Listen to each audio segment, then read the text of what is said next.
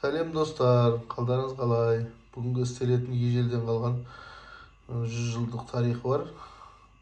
Картофельный котлет дейді, соны біз жаңартып түсірудеміз. Біз өзіміз істеп көрген жоқпыз, енді істеп көрейін деп жатырмық.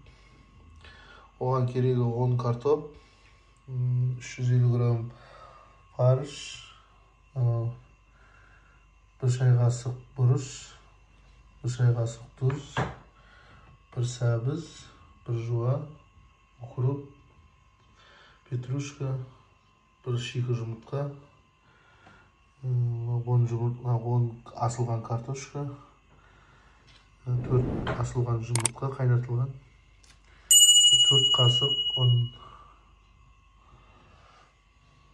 Осылардың бәрін қазір жасау барысын көрсететін боламыз. Езетінін езіп, араластыратын араластырып, қуыратын барлығын көрсететін боламыз. Күтіңіздер. Екі картошканы езіп бастадық. Екі сәбіз осылай ірілі қылып, қысқа қылып, үтіштеп өткізіп аламыз.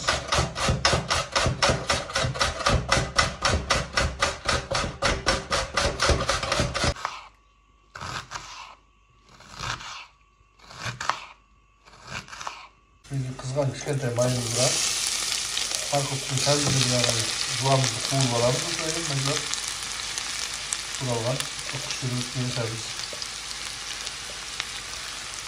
Жай қуырып бастаймыз. Сәл қуырылғаннан кейін қарсы салатын боламыз.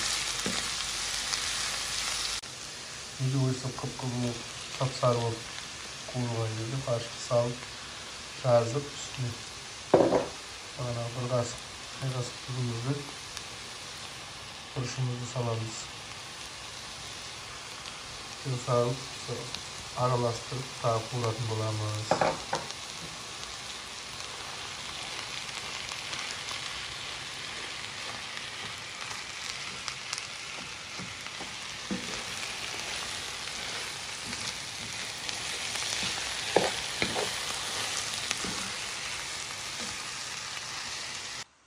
Неге туралып осы сасақ қуырамыз қазір.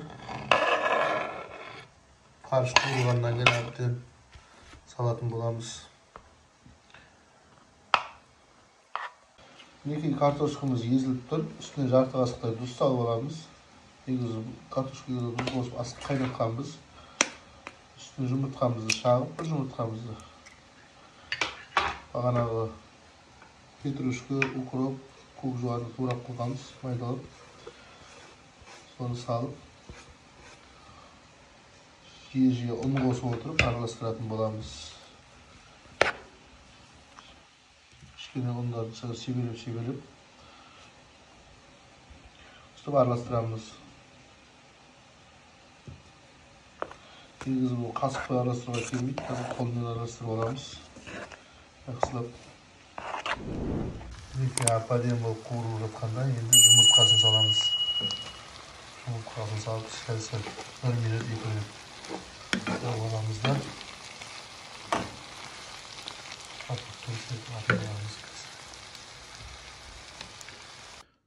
Мінеке астына ұн жайып алып, тақтайға кішкене алақанымен жаясыз да үлкен жалпақ қылып.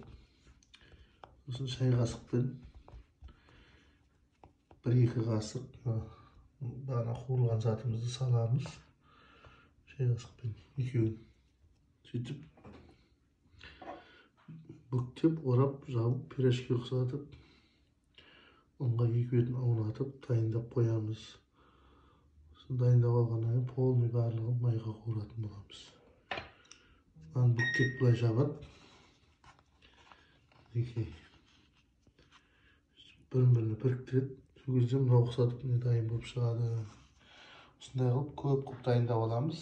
Барлығын қуырып жатқан кезде көрсетеміз. Сосын қалған барлығын дастархан басында көрсететін боламыз. Неге салып бастадым бұл пісіріп. Майды азғантай қылып құйып алып, өйстіп қатар-қатар қылып қуыратын боламыз. 2 бетін қып-қызыл қуырып аламыз.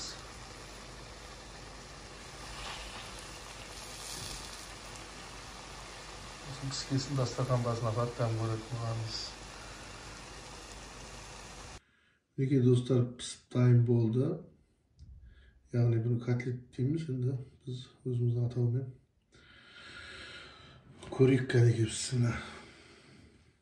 Үлбіріп ападен болып пісіпті, жұмсақ, мына қараңыздар. Өте керемет.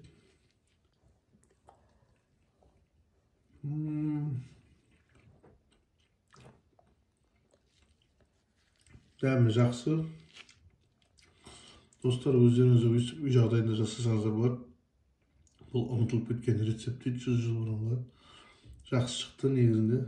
Өздеріңіз өйстіп жасасаңыздар болады.